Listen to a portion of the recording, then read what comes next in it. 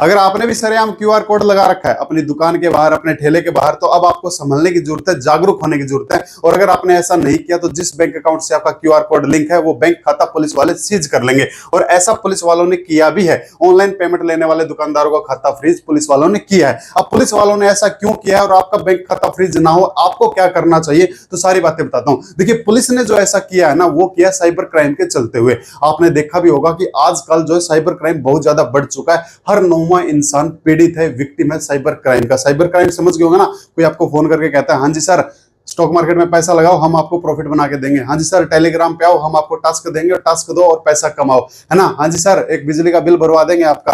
तो ये क्या है, ऐसे कर करके वो क्रिमिनल जो है या फिर किसी और तरीके से वो क्रिमिनल क्या है, आपका बैंक अकाउंट खाली कर देता है। अब उसने जो बैंक अकाउंट आपका खाली किया है ना, अब वो पैसा आपसे ऑफलाइन तो लिया नहीं है, कैश इन हैंड तो लिया नहीं है। उसने पैसा कैसे लिया, उसने पैसा ऑनलाइन लिया है। और ऑनलाइन अगर पैसा लिया तो किसी ना किसी वो भी बैंक खाते में पैसा लेगा। अब उसने जिस बैंक खाते में पैसा लिया है, अब वो उस बैंक खाते से डायरेक्ट ऑफलाइन पैसा नहीं निकलवा सकता है। अगर वो बैंक जाएगा पैसे निकालने, वो क्रिमिनल अगर बैंक जाता है पैसे निकालने, तो वहां पे तो सीसीटीवी में आ जाएगा। अगर वो एटीएम में जाएगा तो एटीएम के सीसीटीवी में आ जाएगा। अगर वो चेक लगाता है तो चेक की तो पेमेंट 4 से 5 दिन में होगी, तब तक तो वो खाता ही फ्रीज हो जाएगा ना। इसलिए वो क्या करता है, वो क्रिमिनल क्या करता है, वो कॉल करता है, एक इनोसेंट को कॉल करता है, आप जैसे मेरे जैसे इंसान को कॉल करता है। हाँ जी सर स्टॉक मार्केट में प्रॉफिट बनवा दूंगा, हाँ जी सर बिजली का बिल भरवा दूंगा, हाँ जी सर इंस्टाग्राम पे आओ टास्क दूंगा, पैसे मोटे कमवा दूंगा। वो एक इनोसेंट को कॉल करता है और वो इनोसेंट क्या होता है, उस क्रिमिनल की बातों में आके अपने बैंक अकाउंट से पैसा ट्रांसफर कर देता है उस बैंक खाते में जो क्रिमिनल बताता है। अब क्रिमिनल जो है डायरेक्ट उस बैंक खाते से पैसा नहीं निकलवा सकता है, बैंक में जाके एटीएम में जाके चेक लगा, क्यों नहीं लगा सकता है, मैं आपको बता चुका हूं। अब ये क्या करेगा, ये क्रिमिनल जो है उस बैंक खाते से एक यूपीआई नंबर को लिंक कर देगा।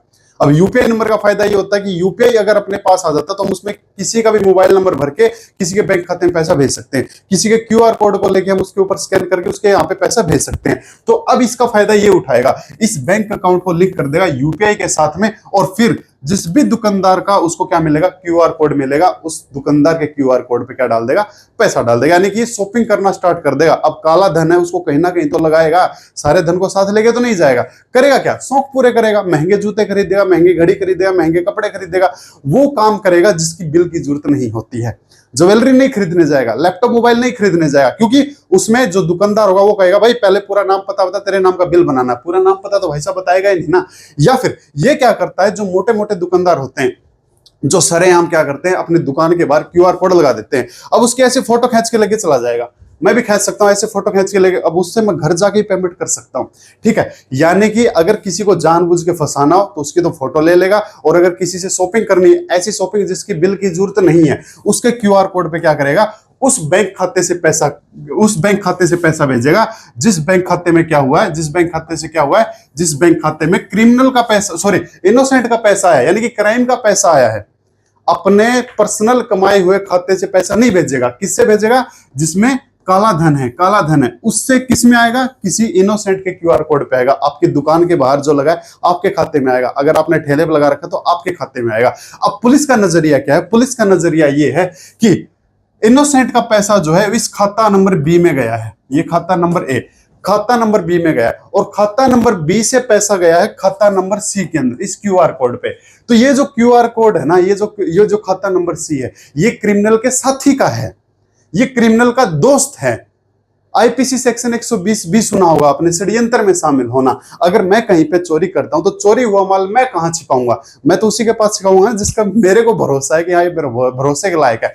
तो इसने क्राइम का पैसा कहां छुपाया, इस क्यूआर कोड में छुपाया। और ये क्यूआर कोड किससे लिंक है, खाता नंबर सी से, और खाता नंबर सी किसका है, किसी इनोसेंट दुकानदार का है। अब पुलिस का नजरिया क्या है कि वो दुकानदार वो है, इसका साथी है। अब पुलिस क्या करेगी, जहां पे वो क्यूआर कोड लगा है उस दुकानदार के घर पे जाएगी, उस दुकानदार की दुकान पे आएगी, उसको पकड़ लेगी और उसको खाते को सीज कर देगी। अगर उसने दुकानदार ने ईमानदारी से 10 लाख 20 लाख 50 लाख 1 करोड़ कितना भी पैसा कमाया और बैंक में रखा है, वो बैंक क्या कर देगा, वो बैंक खाता पुलिस फ्रीज कर देगा। क्यों कर देगा, क्योंकि उस बैंक खाते में क्या आ चुका है, क्राइम का पैसा आ चुका है। पुलिस के पास में भी रीजन है कि हमने दुकानदार का खाता क्यों सीज किया है, और यही हुआ है। ये देख लो जयपुर में ठगी की, जयपुर में ठगी हुई, और जो राशि थी, जो पैसा था, कपड़े खरीदे तो दिल्ली में करवाया मेकअप। किसी ने तो कपड़े खरीद लिए कपड़े की दुकान पे जाके, और किसी ने दिल्ली में जाके मेकअप करवाया है, और मेकअप करवा के क्या कर दी, पेमेंट वहां से करवा दी। ऑनलाइन पेमेंट लेने वाले दुकानदारों का खाता फ्रीज हुआ है। ये चीज आपके साथ ना हो जाए, अब आपको ऐसा क्या करना चाहिए उसका तरीका आपको बताने वाला हूं बचने के लिए। एक चीज और भी बता देता हूं, जो लोग बाहर क्यूआर कोड लगा देते हैं ना, उसकी अगर किसी ने फोटो भी खींच ली, जैसे कि मान के चलो दिल्ली में कोई है, दिल्ली का कोई हॉस्पिटल, दिल्ली का कोई भी ऐसा मेकअप वाला है, दूर का मान लो कोई भी, वहां से हमने किसी क्यूआर कोड की फोटो खींच ली, अब उससे पैसा तो हम कहीं से भेज सकते हैं, फोटो आ गया हमारे पास में। अगर वहां पे कोई जाता है, ये लोग क्या करते हैं, डिस्काउंट ऑफर रख देते हैं। अगर आपको इस होटल में खाना खाना है तो हमारे से क्या बनवाओ, हमारे से पर्ची बनवा लो, 10% का डिस्काउंट है। उधर से 10% का डिस्काउंट देके कैश ले लिया, उधर पेमेंट ऑनलाइन कर दी, और ऑनलाइन पेमेंट कहां से गई है, उस क्राइम वाले खाते से गई है। तो दुकानदार फंसेगा कि नहीं फंसेगा, दुकानदार ऐसे फंसेगा। क्या किसी के ऊपर ऐसा केस लगा भी है, किसी दुकानदार के ऊपर, किसी दुकानदार को जेल भी हुई है? मैं आपको केस भी बता दूंगा, केस नंबर भी बता दूंगा, जेल भी हुई है, और आपको कैसे संभलना चाहिए अब वो चीज बताता हूं। देखिए पहले आपको एक केस बता देता हूं। एक केस हुआ था Saddam Khan versus state of Haryana, अक्टूबर 2021 का केस था। उस केस में क्या हुआ था, वो जो सदाम खान था ना, वो वाला काम करता था जो वो नहीं होते, ऑनलाइन पेमेंट भेजें, कहीं पे भी पैसा भेजें, देश विदेश में अपना पैसा भेजें, वो वाला काम करता था। क्रिमिनल उसके पास आया, आके बोला भाई साहब मैं ना आपको ऑनलाइन पैसा दे दूंगा यार, आपको कहीं पे पैसा भेजना है, मेरे घर पे पैसा भेजना है। बोला यार जब तेरे ऑनलाइन खाते में पैसा तू भेज दे। बोला यार मेरे वाले में 20,000 की लिमिट है और मेरे को पैसा अर्जेंट भेजना 1,00,000, तो मैं क्या करूंगा, 5 अलग अलग बैंक खातों से यानी कि यूपीआई से तेरे खाते में 20,000 डलवा दूंगा, तेरा जो कमीशन बनता है हम तेरे को दे देंगे भाई, मेरे तेरी बहुत बड़ी मेहरबानी होगी, तू 1,00,000 भेज दिया। तो उस क्रिमिनल ने क्या किया, अलग अलग 5 बैंक यूपीआई से, अलग अलग 5 बैंक यूपीआई से उसके खाते में पैसा भेज दिया सदाम खान के। और अब सदाम खान ने क्या किया, आगे किसी के बैंक खाते में पैसा भेज दिया। तो वो जो क्रिमिनल था, जिस बैंक अकाउंट से उसने पैसा उठाया है, वो 500 के 500 जो बैंक अकाउंट थे उसके अंदर फ्रॉड का पैसा आया हुआ था, और वो पैसा किसके खाते में आ गया, अब सदाम खान के पैसे में आ गया। पुलिस ने किसको पकड़ा, सदाम खान को पकड़ लिया। 1.5-2 साल से सदाम खान जेल में बंद है, अभी तक कस्टडी में है, साबित नहीं हो पाया है। और कौन सी धारा लगी है, एक तो लगी है 120B, षड्यंत्र में शामिल था, और एक भयंकर धारा और लगी है जो आप लोगों के ऊपर ना लग जाए। अब समझ जाओ, समझना कैसे और वो धारा कौन सी है वही बताता हूं। देखिए पुलिस का नजरिया क्या है आपको पता चल गया होगा। संभलने की बात यह है, अगर आपके बैंक खाते में कोई भी इंसान पेमेंट कर रहा है, आपके क्यूआर कोड पे कोई भी इंसान पेमेंट कर रहा है, उसका रिकॉर्ड जरूर ले लो। अगर आपकी दुकान के ऊपर सीसीटीवी कैमरा लगा है, वहां पे गल्ले के ऊपर, बड़ी अच्छी बात है, पता लग जाएगा कि इस इंसान ने पेमेंट किया। क्योंकि आप लोगों को पता है, मेरे को पता है, 90% दुनिया ना तो बिल लेती है और ना बिल देती है। अगर आप बिल बनाओगे तो आपके पास में number, Gmail ID, mobile number, सारी चीजें आ जाती है, पर इतना टाइम नहीं है लोगों के पास, बिल लेने का टाइम नहीं है, ना देने का टाइम है। तो पहली चीज तो बिल काटने स्टार्ट कर दो। आपको पता होना चाहिए ये जो पेमेंट आई है ये किसकी पेमेंट आई है, तो उसका बिल बना के दो आप, ठीक है। क्योंकि कल को आप ये मत समझो कि आज पेमेंट आई है तो आज ही पुलिस आएगी, पुलिस 6 महीने बाद भी आपके द्वार आ सकती है। हाँ भाई 6 महीने पहले ऐसे ऐसे तेरे खाते में पैसा आया था, बता किसने दिया था, अब आप तो भूल गए। या तो सीसीटीवी की रिकॉर्डिंग संभाल के रखो, या उसके नाम का बिल संभाल के रखो, रिकॉर्ड रखो कि ये जो पेमेंट आई है बदले में इसने क्या खरीदा था, कब खरीदा था, और खरीदने वाला कौन है। और अगर ये चीज आपके पास नहीं है तो जैसे सदाम खान के साथ हुआ आपके साथ में हो सकता है। अब सदाम खान के ऊपर एक धारा और लगी थी, पता है कौन सी?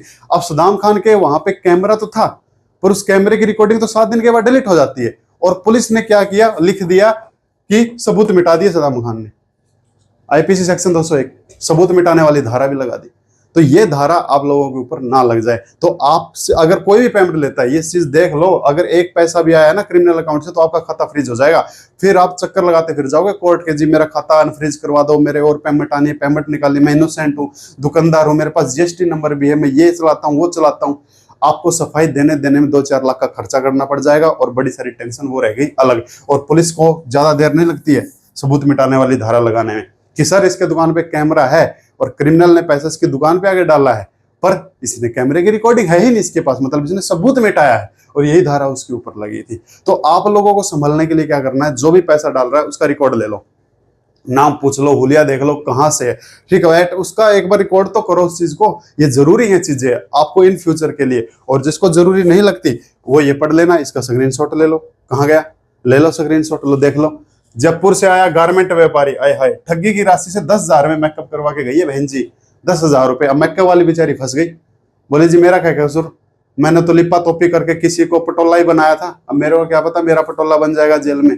तो अब देखो पटोला बनाने की कीमत तुम क्या जानो रमेश बाबू, खाता फ्रीज हो जाएगा। तो हो गया ना। अब ये देखो, कैश लेके बिजली का बिल भरवा दिया, डिस्काउंट देके बोला मेरे से बिल भरवाओगे ना तो 10% का डिस्काउंट दूंगा, तो मेरे को पैसा कैश दे दो। 10,000 का बिल 9,000 लिए, 10,000 उधर बिजली बोर्ड को दिए, फंस गए ना। तो ऐसा हो सकता है, इसलिए जो भी आपके खाते में पैसा डाल रहा है उसकी पूरी डिटेल अपने पास रखो कि किसने पैसा डाला है, उसका मोबाइल नंबर क्या है, कहाँ का रहने वाला है, या आप उसको जानते हो नहीं जानते, या सीसीटीवी का मुंडी उसकी तरफ करके रखो, संभाल के रखना स्टार्ट कर दो, वरना सबूत मिटाने वाली धारा लगी ना तो फिर साबित करते रह जाओगे। तो मैं उम्मीद करूंगा ये जानकारी, ये जागरूकता आपको अच्छी लगी होगी। अच्छी लगी तो इसको लाइक कर लें, शेयर कर लें, सब्सक्राइब कर लें, नहीं अच्छी लगी इसको डिसलाइक कर लें। तो ये जो साइबर क्राइम हो रहा है, हर 9वां इंसान इस चीज से परेशान है, हर 9वां इंसान इसका विक्टिम बन चुका है। लेकिन उस विक्टिम के चक्कर में आप उसके साथी मत बन जाना, और आपको वो अपना साथी कैसे बनाएगा मैं आपको बता चुका हूं। ठीक है, संभल के रहें, जागरूक रहें, कोई भी अननोन पेमेंट मत ले। पेमेंट कोई खाते में आ रही है उसका रिकॉर्ड जरूर चेक कर ले। ठीक है, तो थैंक यू माय डियर। फिर मिलते हैं किसी कंटेंट के साथ में, उस कंटेंट के साथ में जो आप चाहो। और आपको साइबर क्राइम से रिलेटेड अगर कोई भी जानकारी चाहिए, आपके साथ में अगर कोई साइबर क्राइम हुआ है, ठीक है, कोई पेमेंट आपकी कट चुकी है, वो पैसा वापस कैसे मंगवा सकते हो सेफली, सारा का सारा पैसा, तो हर सब चीजों के तरीके हैं भाई। तो आप अपना सारा पैसा वापस भी मंगवा सकते हैं। ठीक है, तो साइबर क्राइम से रिलेटेड अगर आपको कोई भी जानकारी चाहिए तो डिस्क्रिप्शन में आपको मेरे लिंक मिल जाएंगे। तो थैंक यू माय डियर। फिर मिलते हैं किसी कंटेंट के साथ में, उस कंटेंट के साथ में जो आप चाहो और आप क्या चाहते हो। कमेंट बॉक्स खुला है। Thank you.